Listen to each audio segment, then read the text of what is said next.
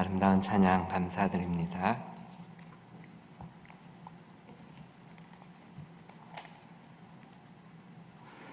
오늘이 6.25 73주년 기념주일입니다. 6.25 전쟁은 그때 당시 남한이 북한을 너무 얕좁아 보았죠. 끊임없이 전쟁 준비를 한 북한에 비해 우리는 아무 준비도 못했고 너무 방심했습니다. 주둔하던 미군도 다 필요 없다고 돌려보내고 우리 군인들도 대부분 휴가를 간 주일 새벽에 전쟁은 발발하였습니다. 왜 방심하였습니까? 지식과 분별력이 부족했기 때문입니다. 우선 공산주의에 대해서 너무나 몰랐습니다. 다시 하나가 될 사랑하는 동포라고 생각했지 그들의 사상과 호전성 그리고 독재성을 잘 몰랐습니다. 오늘날 민주주의 국가들과는 다르게 대부분의 공산주의 국가들은 독재를 하죠. 한 사람을 위해서 국가가 자지우지됩니다. 호전성과 독재의 끝은 무엇입니까? 바로 전쟁입니다. 무엇보다 해방 이후 38년 만에 주어진 자유를 우리가 주체하지 못하고 남북한이 갈라진 것도 모자라서 국론이 4분 5열로 분열되고 정당들이 난립하였습니다. 자유에는 반드시 책임이 따른다는 그 분별력이 부족했던 것입니다. 우리는 8.15 해방과 마찬가지로 하나님이 함께 하셔서 6.25 전쟁에서 유엔과 미군의 도움을 받을 수 있었고 겨우 정전협정을 맺을 수 있었습니다. 우리 힘으로 얻은 정전협정이 아닙니다. 그 전쟁의 당사자인 북한과 몇 번의 남북 정상회담을 가졌습니다. 특히 지난 2018년 판문점 남북 정상회담을 통해서 우리 모두는 평화의 새로운 시대를 기대했었습니다. 우리는 북한 동포는 물론 그동안 대결의 대상이었던 북한의 지도자들도 사랑의 대상으로 품는 새로운 일을 시작했었습니다. 그러나 안타깝게도 이 사랑이 선한 열매로 결실을 맺지 못했습니다. 복잡한 국제 정세 속에서 북한의 진정한 의도를 냉철하게 분별하지 못했기 때문입니다. 북한이 원하는 것은 경제 발전이었지만 그들은 결코 핵을 포기할 생각이 없었습니다. 정권의 운명이 핵미사일에 달렸다고 생각했기 때문입니다. 사랑은 인류에게 있어서 가장 중요한 가치라고 할 수 있습니다. 우리가 후회 없이 사랑하며 살다가 사랑을 남기고 가는 것, 이보다 더 중요한 것이 있을까요? 그러나 이러한 사랑에도 분별의 안목이 함께하지 않는다면 6.25 전쟁과 같은 비극은 계속될 것입니다. 오늘 본문 말씀에서 사도 바울은 제2차 전도 여행 중 자신이 전도하고 계획했던 빌립보 교회의 사랑하는 형제의 자매들에게 10년이 지난 AD 61년경 로마의 감옥에서 편지를 씁니다. 빌립보 교회는 대체로 건강한 교회였지만 그 안에서 일어난 인간적 갈등이 교회의 미래를 방해하고 있다는 소식을 듣고 그들을 권면하기 위해서 이 편지를 작성했던 것입니다. 편지에서 바울은 내가 기도하노라 라고 했습니다. 무엇을 위해 기도하는 것일까요? 교회가 건강해지고 성도들이 건강하게 성장하려면 삶의 균형추를 잘 유지해야 합니다. 우리가 인생을 건강하게 사는데 필요한 삶의 균형추 두 가지는 사랑과 분별입니다. 분별을 잃은 사랑은 맹목적인 사랑이 됩니다. 반대로 사랑이 없는 분별은 아무리 옳은 것이라 해도 선한 열매를 가져오기 어렵습니다. 그래서 바울은 빌립보 교회 성도들이 삶의 균형을 유지하도록 기도하고 있는 것입니다. 첫째로 풍성한 사랑으로 자라나기를 기도합니다. 우선 사도 바울은 가장 중요한 성경적 가치인 사랑을 위해 기도합니다. 9절 말씀에 내가 기도하노라 너의 사랑을 지식과 모든 총명으로 점점 더 풍성하게 하사. 여기 사용된 사랑은 원어로 아가페라는 단어입니다. 아가페는 예수께서 십자가에 달려 돌아가시면서 보여주신 그 사랑입니다. 우리가 예수님의 자녀라면 우리도 당연히 그 사랑으로 자라가야 하겠습니다. 바울은 이 사랑은 고정된 것이 아니라 자라는 것으로 보았습니다. 그래서 그 사랑이 점점 더 풍성해지기를 기도한 것입니다.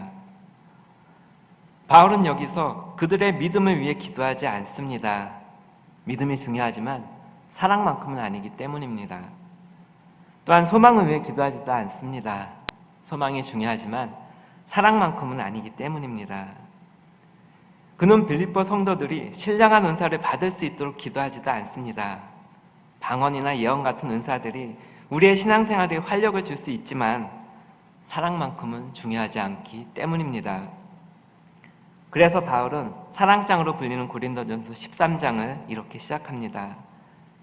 내가 사람의 방언과 천사의 말을 할지라도 사랑이 없으면 소리나는 구리와 울리는 꽹과리가 되고, 그리고 그런즉 믿음, 소망, 사랑 이 세 가지는 항상 있을 것인데 그 중에 제일은 사랑이라.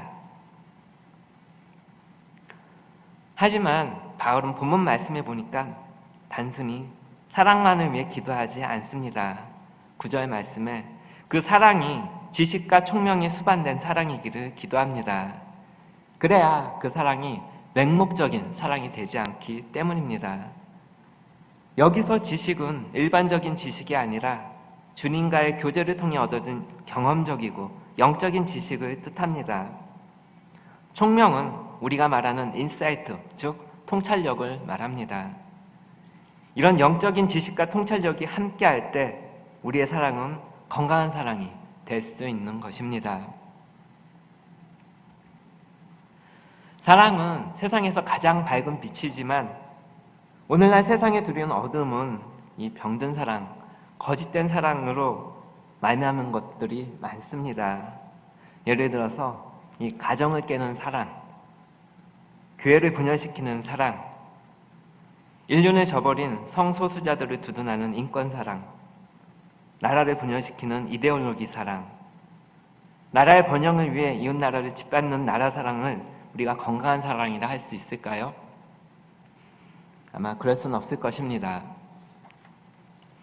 그래서 바울은 빌립보 성도들이 지식과 총명이 수반된 아가페 사랑으로 풍성하기를 기도하고 있는 것입니다. 이런 사랑은 오늘을 사는 우리에게도 꼭 필요한 사랑이라 할 수 있겠습니다.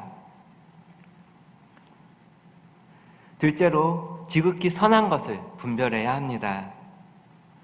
바울은 우리가 사랑의 사람이 되도록 기도하면서 동시에 우리가 분별하는 사랑이 되기를 원합니다. 빌립보서 1장 10절 말씀에 너희로 지극히 선한 것을 분별하며 또 진실하며 허물 없이 그리스도의 날까지 이루고, 이 구절에서 분별이란 단어는 이 위조화폐를 구분할 때 사용하는 단어이고, 또한 당시에 유행하던 도자기가 이게 가짜인지 진짜인지 구분할 때 사용되는 단어였습니다.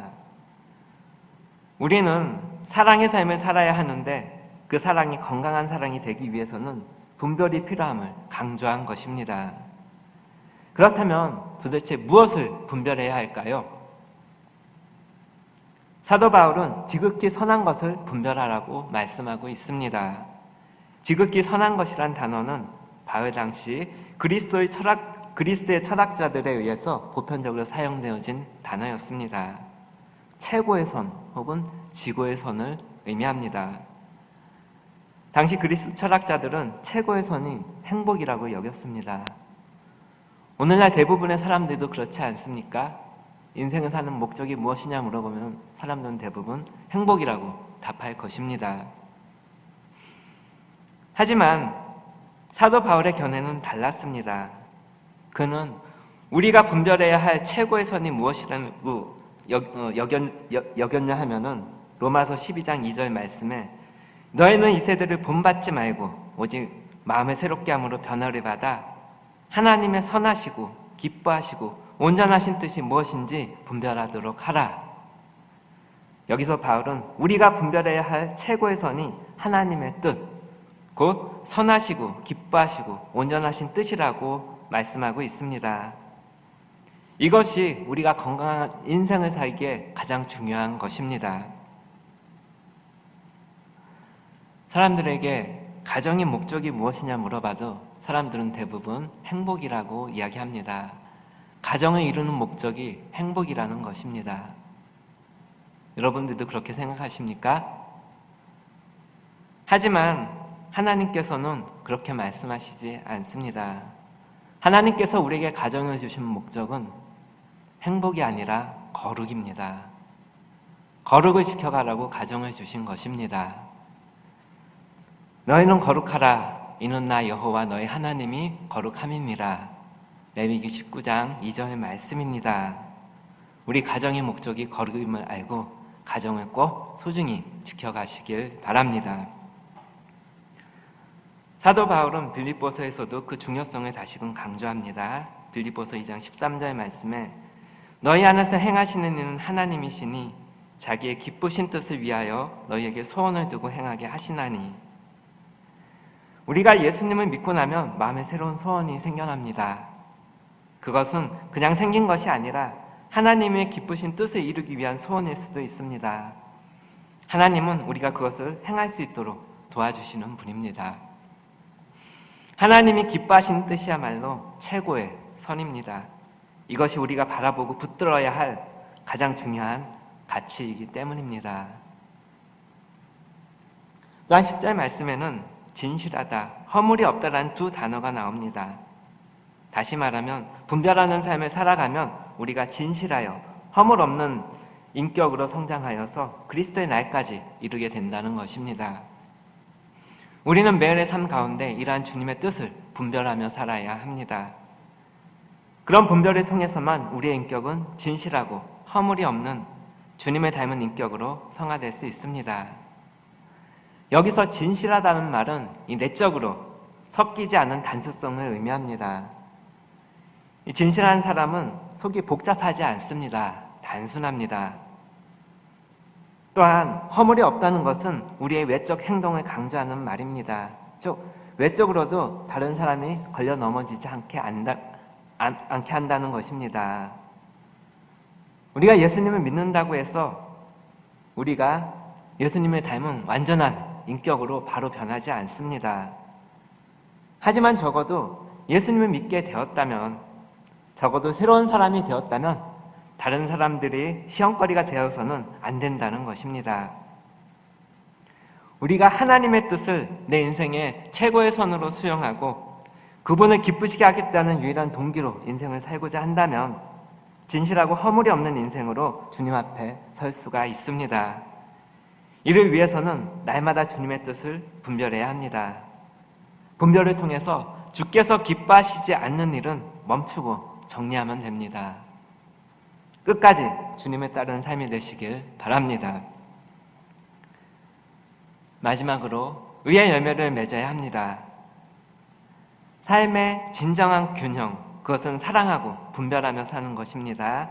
그런데 그런 삶을 통해서 우리가 궁극적으로 기대하는 것이 무엇입니까? 바로 의의 열매입니다. 그래서 마침내 우리의 삶 그 자체가 하나님의 영광과 찬송이 되는 일입니다. 빌립보서 1장 11절 말씀 우리 다 같이 읽겠습니다. 예수 그리스도로 말미암아 의의 열매가 가득하여 하나님의 영광과 찬송이 되기를 원하노라. 아멘. 우리가 예수님을 믿는 것은 단순히 천국에 가기 위해서만은 아닙니다. 예수님을 믿는 삶이라면 지금 이 땅에 사는 동안에도 의의 열매를 맺으며 나라는 존재가 하나님의 영광과 찬송으로 드러나서 이 세상에 영향을 끼칠 수 있어야 합니다. 이것은 하나님께서 우리에게 원하시는 지극히 선한 것이 무엇인가를 분별하도록 기도해야 하는 이유이기도 합니다. 구원받은 자들을 향한 주님의 기대는 바로 선한 열매를 맺는 것입니다. 에베소서 2장 8절에서 10절 말씀에 너희는 그 은혜에 의하여서 믿음으로 말미암아 구원을 받았으니 이것은 너희에게서 난 것이 아니요 하나님의 선물이라. 행위에서 난 것이 아니니 이는 누구든지 예수 안에서 선한 일을 위하여, 이 선한 일을 위하여 지으심을 받은 자니 이 일은 하나님이 전에 예비하사 우리로 그 가운데 행하게 하려 하심이니라 말씀하고 있습니다. 우리 중에서 자신의 행위로 구원받은 자가 있습니까? 아무도 없죠.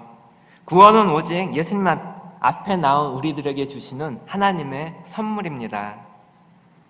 그러면 구원받은 이후에는 우리가 마음대로 살아도 됩니까? 그렇지 않죠. 바울은 이에 대해 답하면서 우리가 구원받은 이유는 선한 일을 위함이라고 말씀하고 있습니다. 즉 선행을 통해서 구원받은 사람은 아무도 없지만 우리가 구원받았으면은 선한 일을 해야 한다는 것입니다. 우리는 선한 열매뿐 아니라 의의 열매도 맺어야 합니다. 왜냐하면은 우리가 예수 그리스도를 믿는 순간 우리는 은혜로 하나님 앞에서 의롭다 하심을 받았습니다. 이것을 칭의라고 합니다. 이렇게 의롭다함을 칭함받은 우리들은 아무렇게나 살아서는 안 됩니다. 의의 길을 걸어야 하고 의의 열매를 맺어야 하는 것입니다. 그러나 이것도 나 혼자서는 안 됩니다. 우리를 구원하신 예수님이 우리의 의의 열매를 맺도록 도와주십니다. 그래서 12절 말씀에 예수 그리스도로 말미암아, 예수님으로 말미암아라고 시작하고 있습니다. 의의 근원 되시는 그리스도께서 우리로 의의 열매를 맺게 하십니다. 우리가 그리스도를 바라보고 날마다 그분께 우리의 삶을 드릴 때 그분은 우리의 삶 속에서 의의 열매가 가득하도록 도우실 것입니다. 그래서 하나님께 영광과 찬송이 되는 존재로 살아가시길 바랍니다. 서두에서 6.25 전쟁이 일어난 것은 그때 당시 우리나라가 지식과 분별력이 부족했기 때문이라고 말씀드렸는데 그것은 지금도 마찬가지입니다. 한 달 전쯤 이 SBS 뉴스 깐깐남 코너에서 양안전쟁, 즉 중국과 대만의 전쟁이 발발하면 우리나라에 어떠한 영향을 주는지에 대해서 다루었습니다. 보셨습니까? 우리가 하나님의 자녀로서 분별력과 기도가 반드시 필요한 내용이라 이 시간 소개하고자 합니다. 여러분은 양안전쟁에 대해서 어떻게 생각하십니까? 그저 먼 나라의 이야기입니까? 2억 마일이 떨어진 우크라이나 전쟁도 우리 경제를 이렇게 힘들게 하는데 중국과 대만은 가장 가까운 나라입니다. 우리나라에 미치는 영향이 아주 클 수밖에 없습니다. 그런데 세계 군사 전문가들은 양안전쟁의 가능성을 2024년, 그러니까 내년에 상당히 높게 보고 있습니다. 내년 미국 대선이 있기 때문에 정권 교체기에는 전쟁 발발 시 이 미군이 신속히 대응하지 못하기 때문입니다. 그래서 내년을 되게 위험한 때라고 보고 있습니다. 그렇다면 중국의 시진핑은 왜 대만을 노릴까요? 말로는 같은 한족인이 통일이 되어야 한다고 하지만 실제로는 중국이 태평양에 진출하기 위해서는 반드시 대만을 통일시켜야 합니다. 다른 곳은 다른 나라들의 섬과 열도로 다 막혀있기 때문입니다. 분명한 목적과 이유가 있다는 말씀입니다. 즉 분명히 시행하고자 할 거라는 소리입니다. 반대로 미국은 중국의 태평양 진출을 어떻게 해서 막으려고 이 양안전쟁에 참전할 것입니다. SBS 보도에 따르면 세계 모든 나라들이 양안전쟁의 가능성을 매우 높게 보고 전쟁 발발 시에 플랜을 수립해 놓고 있는데 오직 우리나라 정부만이 이 태평성대라고 합니다. 즉 아무 계획도 세우지 않고 있다고 합니다. 이 너무 평화를 원하기 때문일까요? 그러나 이 양안전쟁 발발 시 우리나라도 전쟁에 휩싸일 가능성이 매우 높다는 게 미국 군사 전문가들의 의견입니다. 왜냐하면 우리나라의 주한미군이 주둔하고 있기 때문에 양안전쟁 발발 시 주한미군과 우리나라의 참전을 막기 위해서 중국은 북한을 움직일 거라고 보고 있습니다. 참고로 전쟁이 발발하면 미국과 일본은 자동 참전입니다. 두 나라 다 그렇게 공포를 하였고 우리나라의 주한미군 사령관도 대만으로 이동하여서 참전한다고 발표하였습니다. 이를 막기 위해서 중국은 북한을 움직인다는 것입니다. 그렇다면 일본은 왜 대만 전쟁에 참전할까요? 대만이 점령당하면 대만 앞바다를 지나는 유럽과 중동으로 가는 바닷길이 막히기 때문인데 이는 우리나라도 마찬가지입니다. 아마 우리나라도 참전해야 될 것입니다. 그것이 왜 문제가 됩니까? 일본은 일찌감치 이러한 뼈아픈 과거사가 있었습니다. 2차 세계대전 시에 일본이 조선을 침탈하고 청나라의 전쟁에서 승리하여서 만주에 괴뢰 정부를 세우고 러시아와의 전투에서도 승리하고 동남아시아까지 넘보자 일본이 이 아시아에서의 팽창을 막기 위해서 미국이 일본에서 중동으로 가는 원유 수송선의 백기를 막아버렸습니다. 즉 해상 봉쇄를 한 것이죠. 석유가 있어야 경제를 일으키고 석유가 있어야 전차를 움직이고 군함을 움직이고 전투기를 띄우고 전쟁을 하는데 이를 차단당하자 일본은 이를 타개하기 위해서 미국의 진주만을 습격했습니다. 이것이 바로 태평양 전쟁이죠. 결국 일본은 이 전쟁에서 패배하였고 우리는 광복을 맞게 되었습니다. 일본은 원유 수송선의 백길이 막히는 그 해상 봉쇄의 무서움을 잘 알기 때문에 이 양안 전쟁에 일찌감치 참전한다고 발표한 것입니다. 또한 대만이 점령당하면 바로 옆에 있는 일본령인 센카쿠 열도까지 위험해지기 때문이기도 합니다. 양안 전쟁이 발생하면 당연히 중국은 가만히 있지 않을 것입니다. 중국에서 우리나라를 향해 배치된 미사일만 1000기가 넘는다고 합니다. 주한미군의 주둔지와 우리 군 기지들을 폭격할 것이고 동시에 북한도 국지적인 도발을 시도할 것입니다.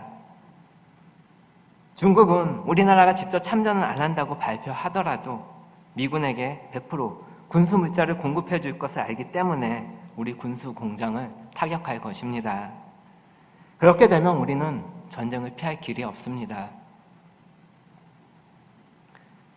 하나님의 특별한 은총으로 양안전쟁 시 한반도에서 전쟁이 일어나지 않는다 하더라도 우리나라는 수출로 먹고 삽니다. 수출로 먹고 사는 우리나라는 중동과 아프리카, 유럽으로 가는 환일선과 원유 수송선의 100%가 지나는 것이 바로 이 대만 앞바다입니다. 양안전쟁 시 해상이 봉쇄될 것이고 수출길은 막힐 것입니다. 또한 우리나라 제1의 무역교역국인 이 중국에도 수출이 막힐 것이기에 우리 경제에 정말 심각한 타격이 예상되는데 우리 정부에선 아무런 계획도 플랜도 세우지 않고 있다고 합니다. 지식과 분별력이 없이 준비하지 못하면은 우리는 제2의 6.25 전쟁, 제2의 IMF 국가 부도 사태를 맞이할 수도 있습니다. 러시아 우크라이나 전쟁 때문에 지금도 경제 불황으로 매우 심각한데 양안 전쟁이 발생하면 결코 이 정도로 끝나지 않을 것입니다. 우리는 훨씬 어려운 상황을 맞이하게 될 것입니다. 양안 전쟁이 일어나지 않는 것이 최선입니다. 이를 위하여서 정치권에선 서둘러서 양안 전쟁이 일어나지 않도록 힘쓰며 전쟁 발발 시 플랜도 철저히 세우고 준비해야 할 것이며 우리 개개인들도 하나님께 이 양안 전쟁과 제2의 6.25 전쟁이 일어나지 않도록 깨워서 기도해야 하겠습니다. 이처럼 세상이 돌아가는 것을 살펴보면 백작간두에 서 있는 느낌입니다. 제약된 인간이 행하는 일의 결과는 항상 파괴적입니다. 인재라 여겨지는 코로나19의 세계적인 팬데믹이 끝나니 이제는 러시아와 우크라이나 또한 중국과 대만의 전쟁이 이슈가 되고 있습니다. 하지만 우린 두려워할 필요는 없습니다. 어제 담임 목사님 말씀하셨듯이 역사를 주관하신 하나님께서 세계대전과 같은 6.25 전쟁에서도 우리를 구원하셨는데 앞으로도 우리를 도우시며 보호해 주실 것이기 때문입니다. 단지 우리는 분별력과 사랑을 가지고 우리의 가정과 사암교회와 이 땅과 세계의 평화와 안녕을 위해 준비하며 기도하여서 전쟁은 그치고 평화가 임하는 선한 열매, 의의 열매를 맺어서 하나님께 영광과 찬송이 되는 존재로 살아가시길 바랍니다. 말씀을 맺겠습니다. 우리는 건강한 삶의 균형을 위해서 주님의 풍성한 아가페의 사랑으로 자라가도록 기도하며 지극히 선한 것을 분별하며 최고의 선인 하나님의 뜻을 분별하여 알고 그 뜻을 따라서 아름다운 선한 열매, 의의 열매를 맺어서 하나님께 영광과 찬송이 되는 존재로 살아가는 주의 백성 되시길 간절히 소망합니다. 다 같이 기도하겠습니다. 하나님, 주의 백성들이 무엇보다 사랑의 사람이 되기를 원합니다. 주의 백성들에게 그리스도의 아가페의 사랑이 충만하게 하여 주옵소서. 하지만 맹목적인 사랑이 아닌 지극히 선한 것을 분별하는 균형을 갖게 하시사 최고의 선인 하나님의 뜻을 따라 우리의 가정과